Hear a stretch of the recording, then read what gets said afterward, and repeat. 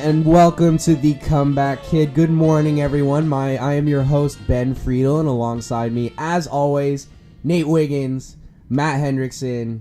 What is going on, you guys? How's your weekend? I had a good weekend. Matt was gone, so that was very nice. Michigan won. That was great. And yeah, I had a pretty good weekend. I also had a great weekend. I don't know why you thought I was gone. I was here. Always am. Anyways, I'm thankful to the University of San Diego for sending me up to my stomping grounds, Orange County. On Friday, that's right. On Friday. Yeah, Friday. Is Friday part of the weekend, Nate? In a way, yeah. Okay, I'm cool with that. Anyway, so what were you doing up in Anaheim? Yeah, so I got to tour the Anaheim Ducks facility, the Honda Center, and speak with some of their marketing department people and their fan development as part of a kind of just a trek to see what it looks like to work in the sports industry. That was the first stop, and our second stop was LAFC, the up-and-coming MLS club, and let me tell you, there's a lot to be excited there. Yeah, even though we're in San Diego, and San Diego is obviously such a huge sports rivalry with Los Angeles, you know, if Soccer City doesn't end up working out and we just don't get a soccer team, LAFC might be the way to go because their stadium looks like it's going to be a full-on luxury resort, almost. I would just like to point out that there is already a soccer team in Los Angeles that has won 5 MLS Cups. Yeah, 5 MLS Cups out of how many teams? Like 20? Yeah, that's something. Anyways, well, I'll speak to what I did this weekend a little bit. So I was out Catalina Island, which is off the coast of San Diego, Los Angeles area, about 20 miles off the coast, and I had no cell phone service. I was at a Christian retreat through an organization on our campus called InterVarsity Christian Fellowship, and I was on a retreat. It was a great time. However, I had no service, and so I wasn't able to necessarily know what the heck was going on in the world of media and the world of sports. I literally came home and I was like, Mom, did anything crazy happen? Because if something happened, I would have had no idea because I really just didn't have any service. So gonna have to help me out a little bit, guys, this week. A little bit out of the loop, but I think we'll make it work. So before we dive into it, let's just kind of go over what this show is about. So every single Monday at 9 a.m., we hope to talk about sports and stories that may not get enough attention on major sports networks. This includes soccer and LA Galaxy, as Nate likes to sometimes do, and Matt and I have mixed feelings about that, but it's all good. We also like to address baseball. We're going to do that a lot on today's show. We're going to go over our first official off-season preview segment, what moves are going to happen, which ones aren't. We'll let all of you guys know what's going to be going down, and as well as hockey and a variety of other sports. So, but most importantly, we want to talk about sports that we want to talk about because the vicious cycle of ESPN and the NFL isn't always the most entertaining subject. So we hope to bring light to other sports. So I think before we dive into our hot stove segment for this coming baseball offseason, I think it's important to acknowledge,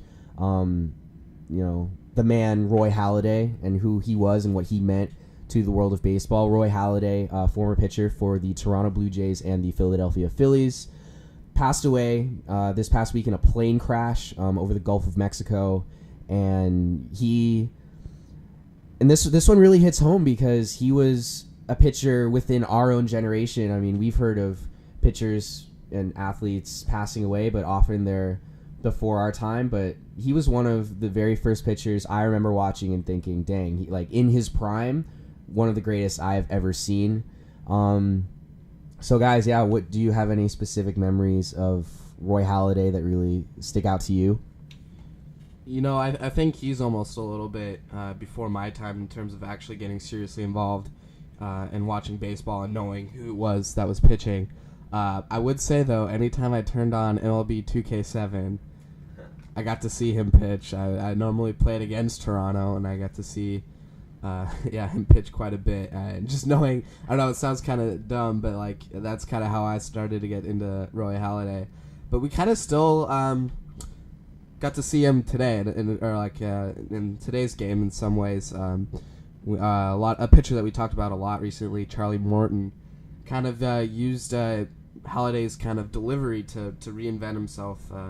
Charlie Morton was an aging veteran who never really topped 92 in the Pittsburgh organization, and then gets outrighted to AAA, signs a minor league deal with Houston, and coach says, "Yo, try what Halladay did," and all of a sudden he's throwing 97 as a 34-year-old. 1983, Ben. 1983. And I think that just shows how influential Roy Halladay's career was on what pitching looks like today. Yeah, and a little bit of background about Charlie Morton. He closed out this year's World Series for the Houston Astros. He was a fantastic starting pitcher for the Astros, and the Astros saw something in him that a lot of other teams didn't, and I think we can really attribute that to Roy Halladay's success. But Nate, you have one specific memory in mind that really sticks out to you about who Roy Halladay was, both as a person but also as one of the greatest pitchers we've ever seen. Well, I think if there's one thing that sticks out to me, it has to be the no-hitter in Game 1 of the 2010 National League Division Series. Just what a moment. And as soon as I saw the news of his death, that was actually the first thing I did. Is I went and I watched all 27 outs of that no-hitter. And there have only been 2 no-hitters in postseason baseball history. Him in 2010, and then Doc Larson of the Don Larson. I'm sorry, of the Dodgers. And I mean, just it's just so sad. A man who was absolutely beloved by everyone that he played with, was beloved in Toronto, was beloved in Philadelphia. To have him not be with us anymore is just, it's very, very sad, and it's very, very emotional for me. I loved watching Roy Halladay. He was, when I was younger, he was one of my favorite players. Even though he never played for the Red Sox, I absolutely loved watching him pitch. Yeah, you got to see him quite a bit as a Red Sox fan, going up against him, and when you went to Toronto and you had to go through Roy Halladay, and let's say you needed to sweep that series, there was a good chance you were not going to sweep that series because you had to go up against Roy Halladay one of those 3 days. For me, I would just say that Roy Halladay, what comes to mind is, again, that no-hitter. That was his very first postseason game that he ever played in, and he had gone his entire career after winning a Cy Young, and he was like the pitcher that was so great, but he always was on bad teams, and he had finally gotten on a World Series contending team in the Phillies, and it was his first postseason start ever. It's kind of like what we're waiting to see with like King Felix in Seattle. Like, he's been on these terrible Seattle teams, but for so long he's been such an elite dominant pitcher. It's like, what would he do in the postseason with the kind of competitor he is? Same thing for Roy Halladay, and it was almost magical in that moment that he went out and just completely dominated to the nth extent and was just so elite in that game. What I will say about how I was feeling in the moment, if I'm being quite honest, and I was speaking with Nate about this, it didn't hit me that hard. Although his death is completely sad, and I acknowledge that, like, it was just horribly sad, I think that the death of Jose Fernandez a few years ago, the death of Yordano Ventura, the death of Oscar Taveras, and all of these baseball players over the past couple years has made me numb to this. It's just, it's made me feel like, it's just another baseball player. When in reality, like all the other players I mentioned, it's just all just horribly sad. And Matt, do you have anything to add? Yeah, I think what you just rattled off a lot of young names where we're gonna ask ourselves for a long time what they could have been. What Jose Fernandez could have been, what Yordano Ventura could have been, what Oscar Taveras could have been. We know what Roy Halladay was. He was a Hall of Fame pitcher. I think both in Roy Halladay's case and Jose Fernandez's case, when I saw the news firsthand, I thought there's got to be, like, this has to be like a mistake. Like, I know, especially for Halladay, like, there were stories circulating that this plane was registered to his dad. It was just a one person was identified as was killed in this crash, but they didn't know who it was for a while. It's like, oh man, there's a chance that it's not him. Which, I mean, a death is a death, but I think I was definitely shocked, and especially in the circumstances, you don't necessarily expect this to be happening, and I think it's just a sad scenario. Yeah, definitely a sad day in baseball, losing Roy Halladay, and all of our wishes to his family, and praise be to God that he has one of his children up in heaven with him now. So, very very sad day there. Transitioning a tad, another player comparable to Roy Halladay's, I guess, status in the game is a player by the name of Carlos Beltran. Nothing bad has happened to him, we promise. But as of, 15-20 minutes ago, Carlos Beltran called it a career. He has finally announced his retirement. He is, how old, Matt? 41 years old? He's 40, 1977. Same age as Roy Halladay. Yes, so he, at 40 years old, finally got the World Series that he wanted. He was one of the oldest players active not to have a World Series title. And so yeah, what a fantastic career. And I think we'll turn to you, Nate. What in the action of reminiscing, what was one of your do you have any memories of Carlos Beltran that really stand out to you? Yeah, obviously the strikeout against Adam Wainwright in the 2006 NLCS with the bases loaded is something that sticks out. But I'm not here to dwell on the negatives of Carlos Beltran. He's a World Series champion. Exactly. So one thing that really sticks out to me was the 8 home runs in 2004. I mean, I remember he was just absolutely mashing the ball. The Cardinals could not get him out. He was just tremendous. And I mean, you could make an argument, or not make an argument. I mean, just his entire career in the postseason, he's just absolutely tremendous. So that's my memory of him, is just being one of the greatest postseason hitters of all time. Yeah, I think for me, not only one of the best postseason hitters of all time, and I think he's one of the best switch hitters who have ever lived, and I think that's a dying art today. So we could potentially see Carlos Beltran as, when we look back 10, 20, 30, 50 years from now, as one of the greatest switch hitters who have ever lived. And back in the day when he could steal bases, he could play he was a tremendous outfielder. He was a 5-tool player, like all the way back in his Kansas City days. A lot of people forget that he came up with the Kansas City Royals back in the day. So a very great player. And similarly to Roy Halladay, I think we can all agree that he's destined for the Hall of Fame as well, especially now that he has a World Series to his pedigree, and that now we won't look so heavily upon the bases loaded strikeout that defined much of his career. Well, I think if he had retired 4 years ago, at the end of maybe 2013 when the Cardinals lost the World Series to the Red Sox, I think if he had retired then, he would have been a surefire Hall of Famer. And I think that now getting this World Series just puts the cherry on top.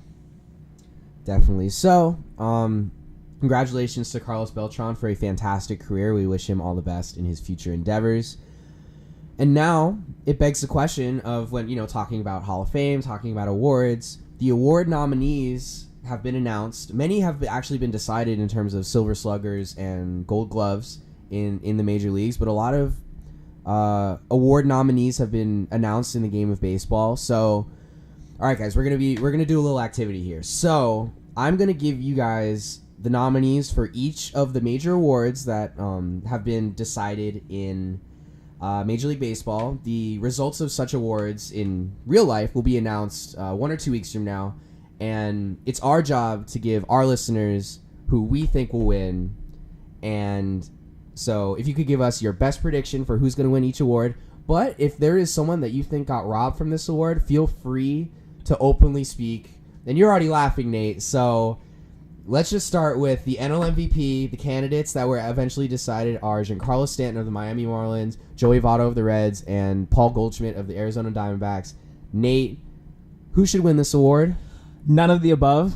Oh, Nolan Arenado should be a finalist, and it is an absolute travesty that Nolan Arenado is not a finalist. I think that he is the MVP, and the fact that he is not even in the top 3, he's not even a finalist, is an absolute disgrace to Major League Baseball.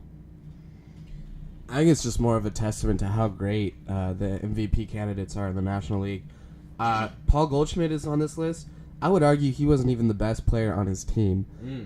I think J.D. Martinez needs to be in contention for this MVP award, even though he split the season between Arizona and Detroit. But I mean, he's torrid, and he's going to get a lot of money this offseason. I think J.D. Martinez should win the NL MVP. What about you, Ben? Yeah, I think I would go with J.D. Martinez. I think there is a construct in the major leagues based on tradition that players who switch leagues and didn't play their entire season in a specific league are just immediately disqualified from an award. But if we want to determine the definition of value and what players meant to each team, if there was any doubt that the Diamondbacks would make the postseason and win as many games as they eventually did, all of those doubts were immediately erased when they went fairly early before the trade deadline and got J.D. Martinez from Detroit. And it quite possibly could have been one of the greatest trade deadline acquisitions ever with how amazingly he just went off in the postseason. So that would have been my pick. I mean, I think we can speculate all we want as to who should have won this award, but I don't think that's taking away anything from the three players that were actually nominated. I think all of them in some form or another were deserving. So that begs the question, guys. Out of the three I mentioned previously, Giancarlo Stanton, Joey Votto, and Paul Goldschmidt, who do you think will end up with the award? I think it's Paul Goldschmidt. Really? Just because when you look at the start of the season, like the Arizona Diamondbacks making it to the playoffs, like what? Mm-hmm. Like I think there's just a culture of winning there now, and I think that this team can sustain their success, and I think a lot of it stems back to their superstar. What about you, Nate? How do you feel? I would go with Giancarlo Stanton. I mean, what is it? 59 home runs, I believe. I mean, just absolutely tremendous. 59 home runs particularly in the era that we live in today, of some pretty dominant pitching. I think 59 home runs is truly a testament to how great of a player Giancarlo Stanton is.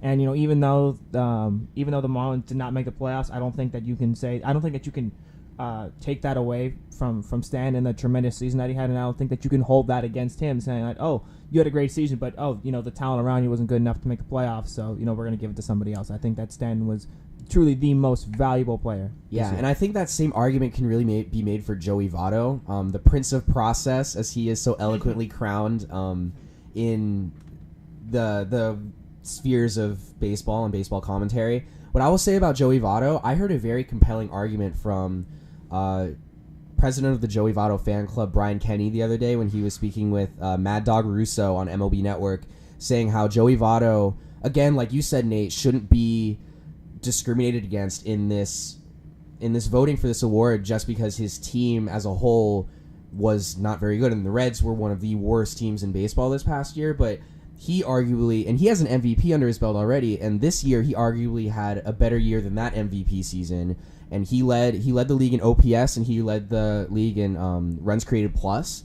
So two very sabermetric stats, which are very indicative of a player's value. And if we were to go off of statistics like that, as well as the amount of run production he was able to create for his team, imagine how many games the Reds would have lost if they didn't have Joey Votto, right? Like, he is the sole purpose of what keeps that team afloat. That team just doesn't have any starting pitching to keep them in any games, and so I think a valid argument could be created for any of them. I would say who's going to win. I think Giancarlo Stanton. I think the fact that the three nominees that we have and Arenado is not on this list indicates to me that people gave their vote to Stanton over Arenado in order to get a first place vote. So I think Stanton's going to end up with it. I mean, 59 home runs is so hard to argue against, and again, any of these players are very deserving. So good luck to all of them. Moving on, AL MVP. I think we all kind of are at a consensus of this being a much easier decision than the NL MVP. I think the NL MVP is a very contested argument as to who could win, but AL MVP, your candidates are Jose Altuve of the world champion Houston Astros, Aaron Judge, breakout rookie, one of the greatest rookie seasons we have ever seen for the New York Yankees, and Jose Ramirez having a career year for the Cleveland Indians. A lot of people think of the Indians as the Francisco Lindor show. However, Jose Ramirez had arguably a better year than Francisco Lindor did and put up some monster numbers. So that poses the question to you guys. Who do you guys think is going to take home the AL MVP this year? I think you got to go with Jose Altuve. I mean, just absolutely pretty much walked away with the batting title. And I mean, yeah, Aaron Judge had a great year with all the home runs, but I mean, wasn't he hitting like 175 in the second half of the year? I don't understand how you can give the MVP to a guy who was hitting I'm pretty sure below 200 the second half of the year, and was striking out. It seemed like pretty much every other at bat. I know we normally don't like to agree on the show, but I think Altuve is a clear choice. I think that's what you're alluding to, Ben. I think the guy puts up 360 every year now, and just now 5'6" players hitting 24 jacks a year. Like, this guy's unreal. I'm really excited for the city of Houston to win this World Series, but I think they won the World Series because of their MVP, Jose Altuve. Again, I would agree Jose Altuve should win this award. And I would pose the question to you guys, how many MVP awards would Jose Altuve already have if Mike Trout wasn't in the league? Right? Because he consistently has been either the second or third best American League player in the league. Second or third, I mentioned because Mookie Betts had a fantastic 2016, I believe. Yes. So he's been one of the top candidates in the American League every single year, and I think it is about time that he took home his MVP award because he is thoroughly deserving. So, moving on, I think we'll maybe hit these questions a little bit more rapid fire like. So, AL Cy Young, 3 amazing pitchers this season. I think when the season started, we thought Chris Sale was going to have this award locked down, but then who is one of the nominees for this award? You have Corey Kluber, who is another nominee, and you also have Luis Severino, who had a breakout year for the Yankees. So, who do you guys think is going to bring home the AL Cy Young award this year? My heart says Chris Sale, but my head says Corey Kluber. I think that Chris Sale, towards the end of the year, had some kind of inconsistent performances. Meanwhile, Corey Kluber absolutely turned it on from pretty much mid-July through the end of the year. So I want to say Chris Sale, but I got to go with my head and say Corey Kluber. Again, Corey Kluber, his consistency is unreal. I think this conversation would have been a little tougher maybe back in July or early August, but I think this has been wrapped up for a while. I think Corey Kluber is the most deserving player out of the category. Definitely, and I also agree. Corey Kluber, I believe he's destined to take home his second Cy Young award. What a testament to him and his pitching ability. Former Padre Corey Kluber. Yes. Few people know that he was in the Padres organization and then was dealt for Ryan Ludwig of all players. Another Padre great, quote unquote. So, moving on, NL Cy Young, we have Kershaw, Scherzer, and Strasburg, 2 Nationals, which is a testament to how dominant their rotation was all year. And you also have Clayton Kershaw, who did happen to miss a period of time this season due to injury. So, it makes the conversation a bit interesting for this award. Who do you guys think takes it home? Well, first off, I think we need to have a segment on the show sometime soon about what team the Padres could have right now. Gosh. Because it's sad. It really is. Anyways, I think Max Scherzer gets it again. Just another freak. I think both Kluber and Scherzer are freaks in their leagues. They're just so good. I don't see this going to anyone else. I can't believe we're agreeing this much. This is so nice. I'd have to go with Scherzer. Just absolutely dominant. One of my favorite pitchers. Not only in just how dominant he is, but just his presence on the mound. Very intimidating. You look at him and you see the 2 different colored eyes, and it's kind of scary, but also just striking fear into the hearts of batters. He's one of my favorites, and I think that he deserves to win the Cy Young. I know you want to talk about a pitcher comparable to the ability of Kluber, but polar opposite personality-wise on the mound. Max Scherzer is an animal. He's screaming on the mound. He's apparently he's just like cussing nonstop when he's pitching. And Corey Kluber, his nickname is Klubot because he never shows any emotion on the mound in his post-game interviews. I've been told he's funny, but we'll never know because he just is stoic and just completely emotionless on the mound, which I think serves as his benefit. But yeah, future congratulations to Max Scherzer, who I believe will take home this award. And his also would be his second Cy Young or third? Second, right? Second, yeah. Second Cy Young, second with the Nationals. So another. Then third, because I remember, didn't he win one with the Tigers? I think so. Yeah, Yeah. so then it would be third. Third Cy Young award. Yeah. What that is a Hall of Fame type resume for Max Scherzer. So, moving on real quick here, I think it's very clear the Rookie of the Year conversation is completely wrapped up. We mentioned Judge is even in the MVP conversation.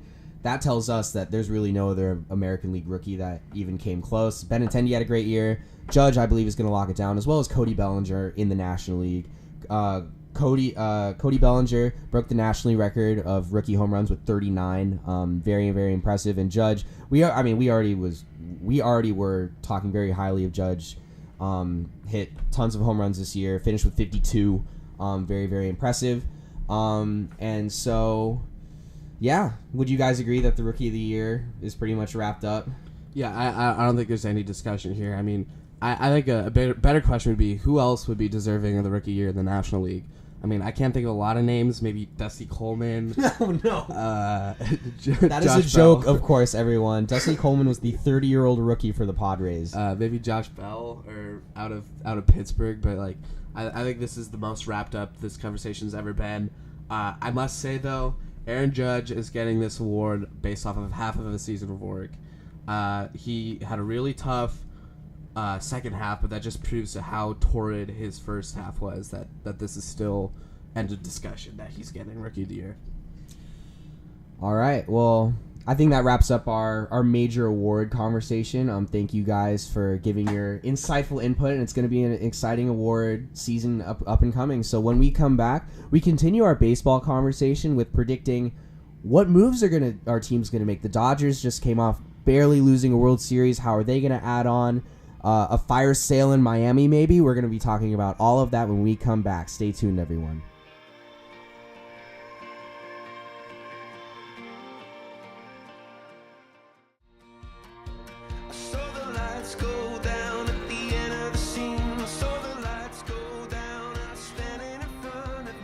Welcome back to the Comeback Kid, everyone. When we were last with you, we were predicting the upcoming MLB awards because awards like the MVP, Cy Young will be announced very soon. And now we're going to let you know what moves, free agent signings, trades to look out for this MLB offseason. So let's start in Miami, guys. So Derek Jeter, as some of you at home may know, recently became one of the owners of the Miami Marlins, and he has made it publicly known that he is willing to sell big key pieces of the Marlins. When we think of the Marlins, I think we immediately jump to Giancarlo Stanton and an amazing player that he is.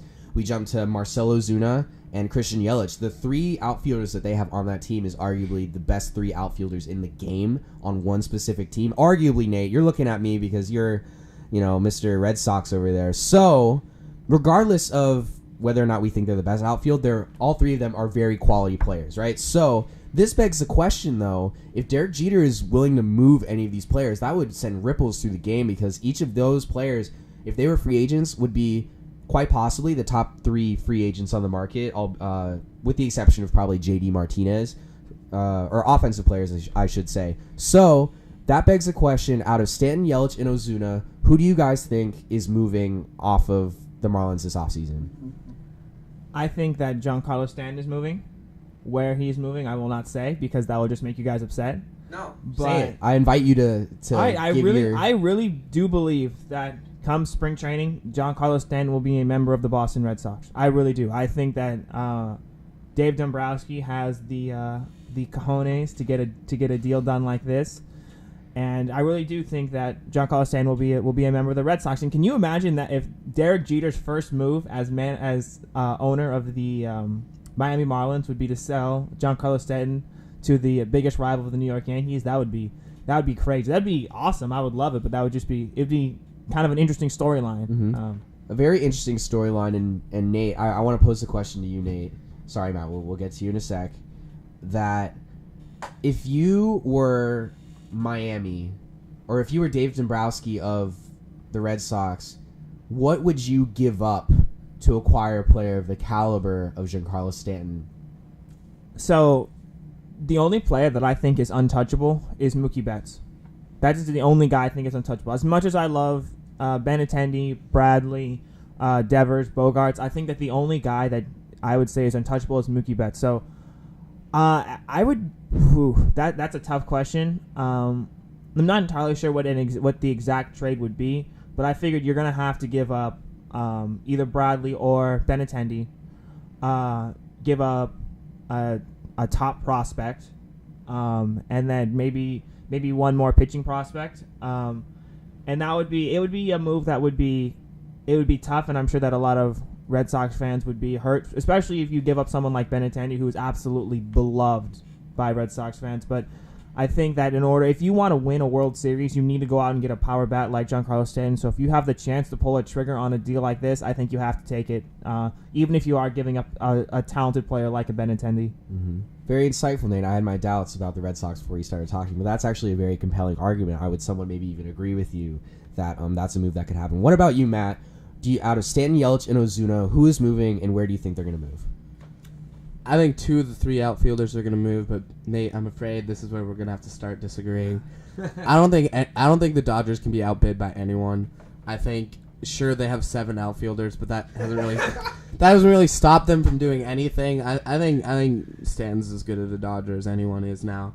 I think Ozuna is also moving. I think Ben, you and I were talking about how Cardinals are a good fit. I think that's definitely something that they could look into doing. What do you think about that, Ben? Yeah, I would love. I'm a Cardinal fan, I'll admit it, and I would love Marcelo Ozuna on manning left field in St. Louis. The thing with the Cardinals is the past 2 to 3 years they've had to have someone step up offensively in order to remain competitive.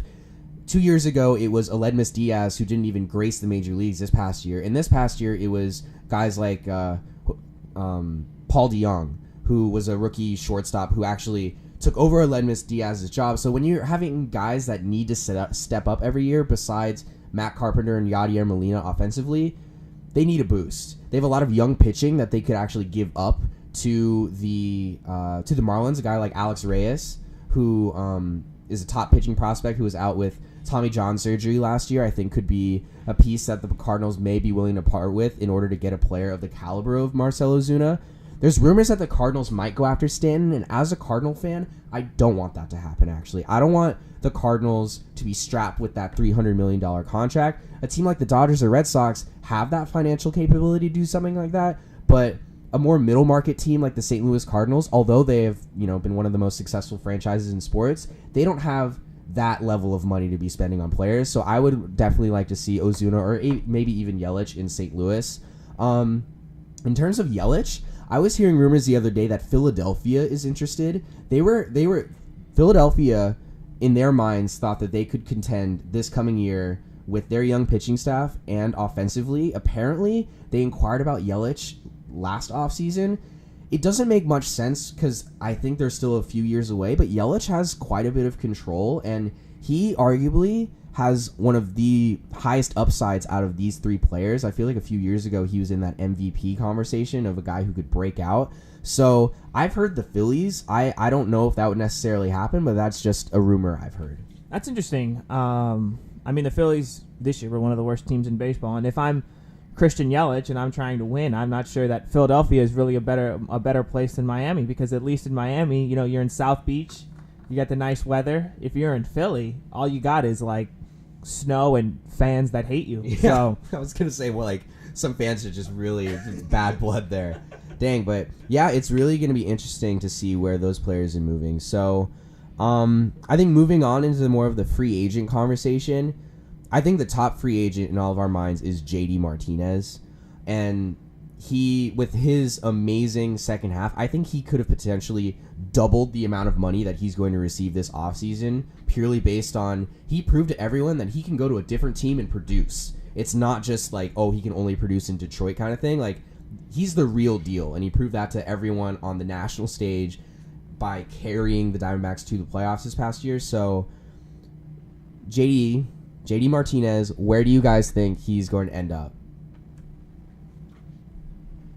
I'm not sure. I haven't been reading too much about JD Martinez, but I think that if the Diamondbacks have an opportunity to re-sign him, to keep him, then I think they have to take it. They were so close. Not so close to, beating the Dodgers last year, but I think that they need to retain that team, and I think that they're on the verge of being a World Series contender, and I think that if you can keep the guy who, I don't want to say that he single-handedly carried them to the playoffs, but he definitely gave them a huge boost in the second half. If you can find a way to keep him, then you've got to. I would love to see JD Martinez go back to the Diamondbacks. 2 words, though, Scott Boras. And that's what scares me a lot. I don't know if the Diamondbacks are willing to go into that threshold sign players to that money. I mean, they proved it with Zach Greinke. I don't know if they want to do it again. I would love to see JD Martinez stay in the Diamondbacks organization. I'm just not sure if that's going to work out. I think that if the Red Sox lose out on Giancarlo Stanton, we could definitely see him in Boston. He offensively was comparable to Stanton over the second half of that season, and imagine JD playing in Fenway Park. I think that would be a comparable environment to Arizona, and where it's a launching pad, especially with the Green Monster there. So I think, given Stanton's money and the Red Sox competition potentially with teams like the Dodgers in order to get a player like JD Martinez, I think it's very possible that we could see him in Boston. My heart wants him to go back to Arizona, though. I think that was a perfect fit for him. He expressed that he really enjoyed his time in Arizona and that it was a great fit with the management and everything. But, Matt, you brought up a really good point. He is a Scott Boras client. Scott Boras notoriously is just... his job is simple, and that's to get the most money for his players. And a lot of times, emotional attachment is not involved in those decisions. So it's going to be very interesting to see if JD moves somewhere. And who knows? The Nationals love signing Scott Boras clients, so maybe they'll just add JD Martinez just because he's a Scott Boras client. You never really know. So JD, going to be one of the top free agents. I would say on the pitching side, the top free agent relief pitcher in this offseason is Wade Davis. We've seen how important relief pitching is, especially in the postseason. So where do you guys think that Wade Davis, given his success over the past few years, will end up? I think Wade Davis is as good as gone in Chicago. I think he ends up in the Astros. We already proved that the Astros had no bullpen at all. It didn't seem to hurt them in the World Series. They ended up winning it anyways. But their bullpen consisted of Charlie Morton and Lance McCullers, who are also starting for them. So I think if they can go out and get Wade Davis, a proven bullpen piece, I think that would be great for them.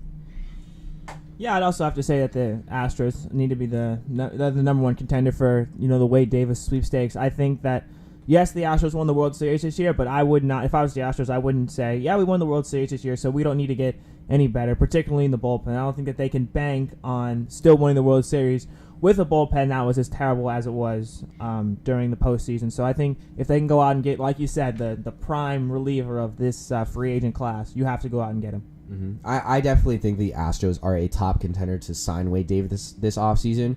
I wouldn't rule out him returning to the Cubs, though. I think the Cubs want to bring themselves back to being World Series favorites. I mean, coming into the 2017 season, everyone was saying, who can stop the Cubs this year? They seem like they have a complete team.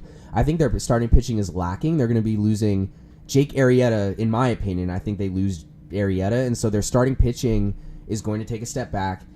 John Lackey's gone. I mean, he's as good as gone. John Lester's getting old. So, it's going to be really important to add to their pitching staff in any way they can. So I think the Cubs' top priority may be retaining a guy like Wade Davis, especially since you want to talk about a guy who put that team on his back. He was the Cubs' only All-Star this year. And so he was very, he was very influential to all of their success and eventually making the playoffs this year. So, Wade Davis is a former Kansas City Royal, right? That's where he established himself as one of the most dominant relievers. And the Royals actually are facing a dilemma in free agency this year because three of their top players, Eric Hosmer, Mike Moustakas, and Lorenzo Cain, are all pending free agents. And so, similar to the Miami situation, I mean, we're dealing with free agency here, but I want to pose the question to you guys. Will any of them stay in Kansas City?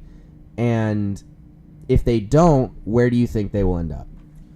I don't think any of them will stay in Kansas City. And personally, I thought that the Kansas City Royals should have sold all three of them off at the deadline. But Ned Yost was delusional and thought that the Royals were actually contenders.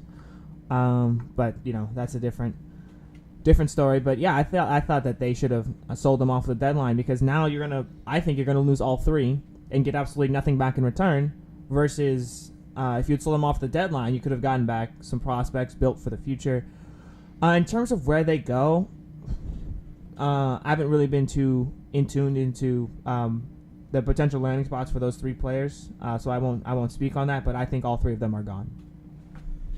Yeah, I think I think again similar to Miami, I think two of the three are gone. I think a lot of the rumors heating up are Mike Moustakas is going to the Angels. I'd love to see that. He's a Los Angeles guy. and I think it would be good to see him there. The name that I've heard more recently staying is Eric Hosmer. I think it's something that seems a little confusing. I think he was as good as gone, but maybe there's some legitimacy to that rumor. Do you have anything to say about that, Ben? Yeah, so the rumors have been that a lot of the top contending teams are pretty set at first base. I would say that at the start of the season we thought there would be definitely more landing spots for Eric Hosmer than there are now. However, I definitely think there's a spot for him on the Boston Red Sox, especially, again, given what happens with Giancarlo Stanton. I feel like once the chips fall in terms of where Stanton ends up, that's going to cause a chain reaction of a lot of different moves and teams trying to figure out what they will do instead of having Stanton on their team. So, imagine the Red Sox going out and signing JD Martinez and Eric Hosmer this offseason. That's a lot of money to be throwing around, but Nate, to your point that you've made on the show, the offense was the main lacking point, and if you were to add two bats like that, and as well as Eric Hosmer, who just came off winning a Gold Glove at first base, I think that could definitely be actions the Red Sox could take in order to become World Series contenders once again. Yeah, I do think that Boston would be a good landing spot for Eric Hosmer, but it's interesting. I actually really have not heard anything from any sources about Eric Hosmer and the Boston Red Sox and about, potential deal there. I think that right now the Red Sox, all their eggs are in the Giancarlo Stanton basket, and I think that Eric Hosmer, like you said, is a good potential choice if they lose out in the Stanton sweepstakes, but I think that right now all their eggs are in hey, let's try and make this Stanton deal happen. Yeah, definitely. So the Red Sox definitely one landing spot. I mean, we haven't really heard a lot. I think that's why a lot of people are since we haven't heard teams expressing interest in Hosmer, does he go back? Pure speculation. The Mariners possibly, they have a hole at first base, so imagine them going out and signing a guy like Yu Darvish. And if they were to go get Yu Darvish, then adding to their hole at first base, I think would definitely create a lot of excitement in Seattle and finally getting them back to the postseason. So I think Seattle could potentially be a landing spot. And we honestly don't know what's going on in Miami. We will not know unless someone is traded or Derek Jeter comes out and says these guys are not moving. And given that we aren't 100% sure on the plan in Miami, Eric Hosmer, on his social media and in his interviews, is very prideful that he is born and raised in Miami, Florida. What if we were to see the opposite and the Marlins really just build around the core that they have and add a guy like Eric Hosmer? Because, I mean, if you add a guy like Eric Hosmer, Justin Bour, you're great, but you can play somewhere else because Eric Hosmer is coming to play in Miami. So definitely, he's one of the most, I think, intriguing free agents this offseason because I think definitely a number of teams could be suitors for him. So there we go, guys. Kind of part one of our offseason preview. It's going to be very interesting to see moving forward where these guys sign. And once these guys sign, we're going to bring you guys, all of you listeners, all the analysis of what that means for each team, how they got better, was that a good move? We'll bring you all of that on the Comeback Kid. But so yeah, that kind of does it for that on this edition of the Comeback Kid. For that segment, we are not done yet. So when we come back, we're actually going to be previewing the college basketball season. A lot of teams kicked off their first games over this past weekend. We're going to be giving you a lot regarding Michael Porter Jr., Miles Bridges, what the chances that each team has this upcoming season. And then we're going to turn to the NBA. Nate has certain feelings about Lonzo that a lot of people are disagreeing about. When we come back, you'll be able to hear Nate's delusion, ? We'll be right back.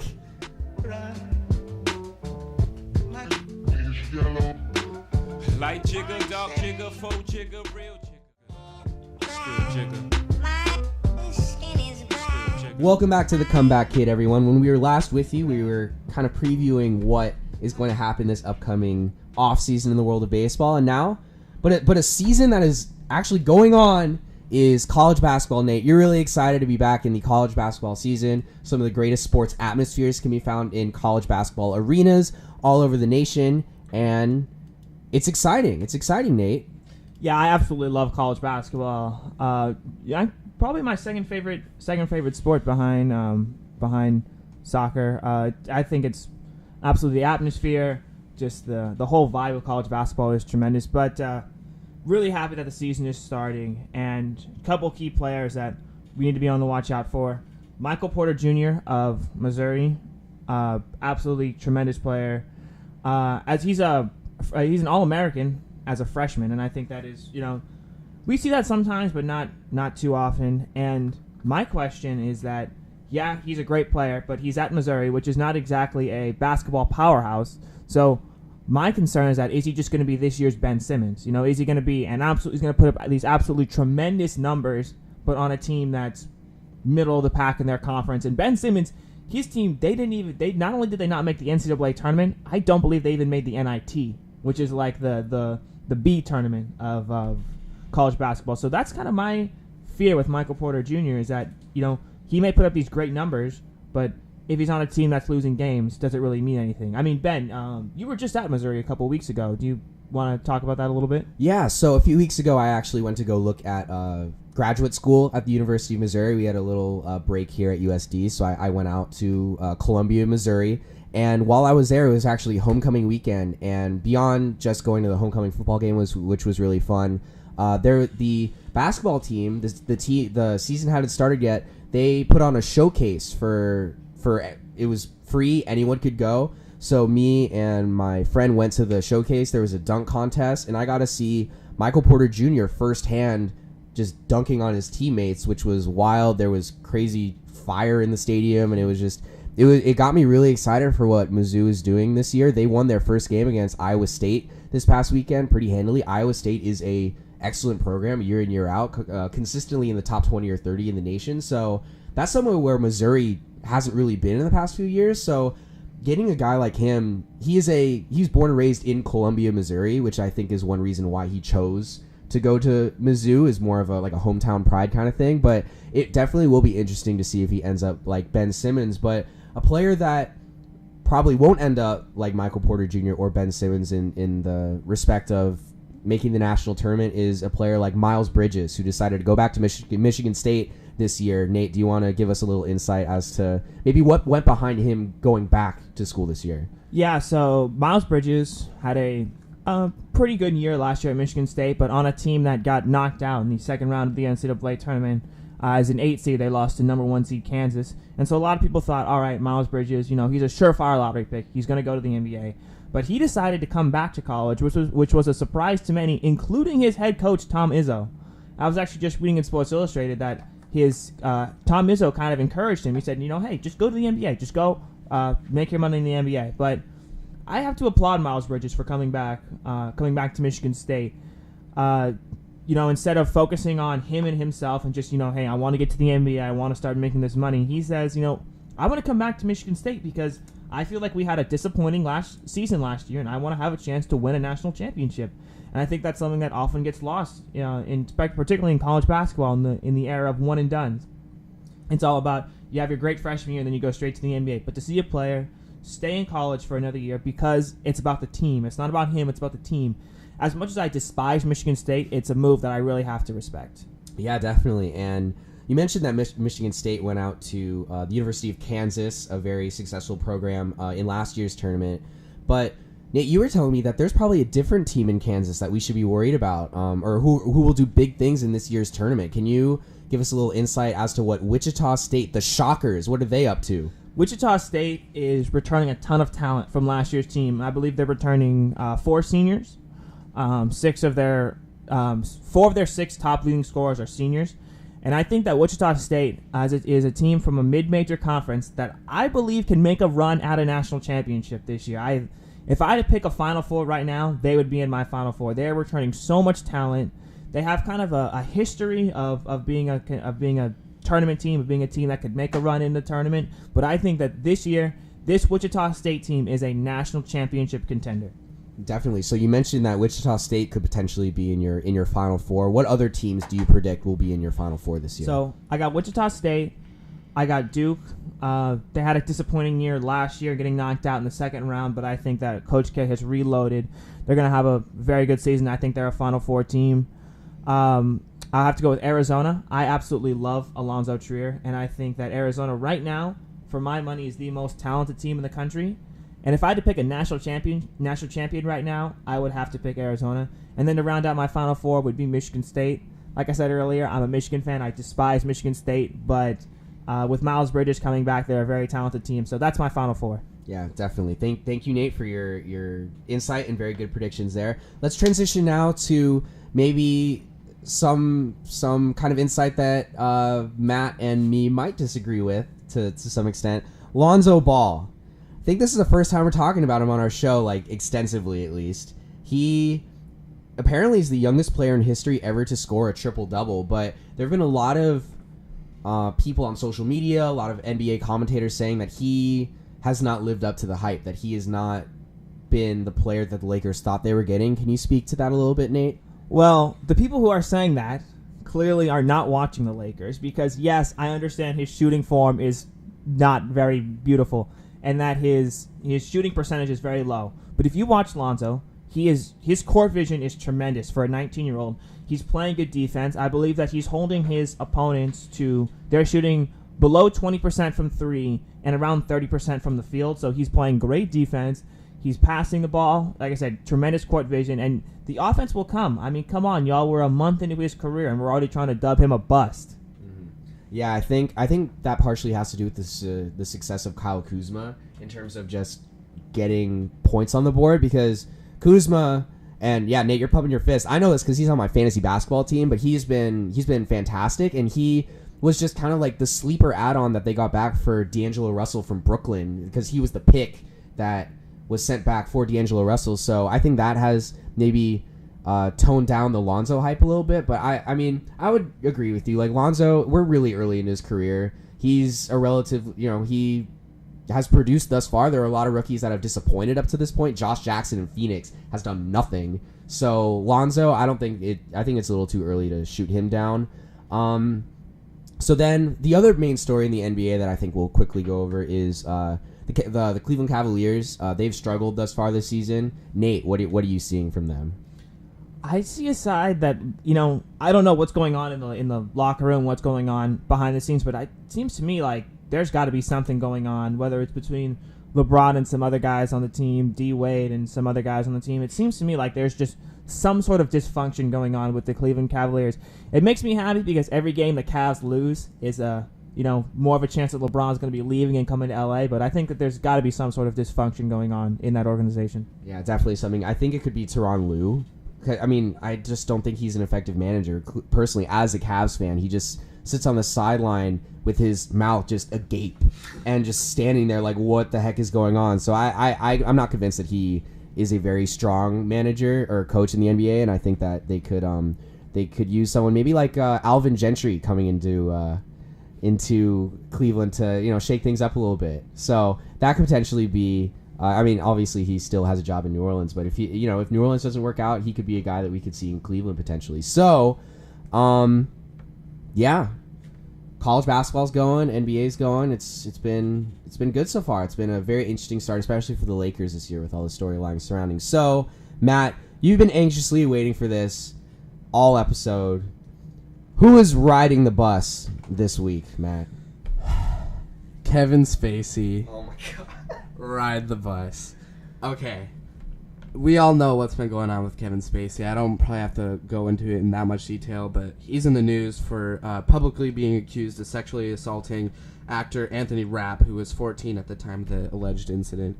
I don't have to go into much detail on that. What it is it's disgusting, and it's something that we're seeing a lot in the Hollywood industry right now with Harvey Weinstein also, and now Louis C.K., and that's just sad too.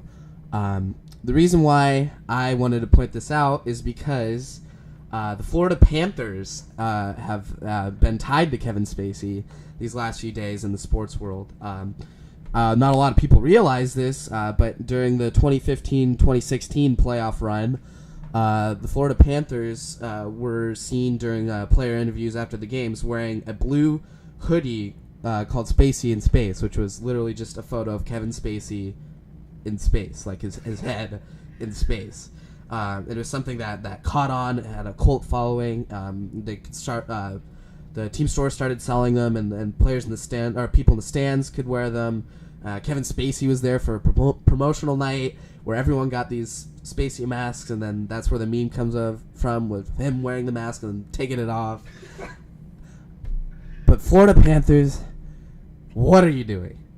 you allowed this man into your life, and he treats you like this. He treats you like garbage, and I admire you guys for taking everything out of the stadium that would ever make you think of Kevin Spacey, but come on. Like, this is something that you're a professional sports organization. This isn't something you should allow. So Kevin Spacey and the Florida Panthers Ride the bus. Great stuff, Matt. Yes, again, we're not condoning Kevin Spacey's actions whatsoever. They are absolutely awful. I mean, it's just interesting how Kevin Spacey just somehow tied to sports in a weird, interesting way. And it was, Florida Panthers, come on, just get it together. So, I think real quickly, Nate, what's going on here at USD? What are the athletics doing over the next few weeks? And kind of what kind of results have we seen from the Toreros? Well, we've been seeing some great results, particularly this past weekend. Starting off in football with a 63-7 win over Davidson, and that win clinched the Pioneer Football League title and gave USD an automatic berth in the FCS playoffs. So that is great. This is now back-to-back playoff berths. Some really exciting stuff going on with football. In volleyball has now won 11 in a row and has swept 10 out of their last 11 with a sweep over Gonzaga on Saturday. Volleyball absolutely flying high right now, ranked 12th in the nation and about to get ready for the NCAA tournament. In basketball, the season started yesterday, and it was probably the best performance I've ever seen from Lamont Smith's side with a 81-64 win over San Jose State. And just to put things into perspective, the halftime score was 51-29, so they absolutely steamrolled them. They have this new transfer, Isaiah Wright, who's had 22 points, I think 9 rebounds, 7 assists yesterday. I'm pretty sure those were his numbers. He had an absolutely tremendous game. The home opener this Wednesday night at 7 o'clock against Robert Morris. Y'all should come out. It's gonna be a fun game and get a chance to see this kind of reloaded USD side that I personally think has a very bright future. Yeah, that's definitely exciting, especially with some of the disappointment we've often faced with the basketball team over the few years. So it's exciting that we've gotten off to this great start. Transitioning now back to professional sports. What are you guys watching this upcoming week in the world of professional sports? Well, actually, I'm going to be watching college sports. That's right. Tomorrow night is the State Farm's Champions Classic, and it is a couple college basketball games, and the two games are number 1 Duke against number 2 Michigan State, and number 4 Kansas against number 5 Kentucky. It's going to be a tremendous night of college basketball. I cannot wait. Matt, what are you looking forward to? I'm going to be watching Man City versus Leicester City. Man City obviously on a torrid start to this season. I don't think there's any team that can compare right now. What are you watching, Ben?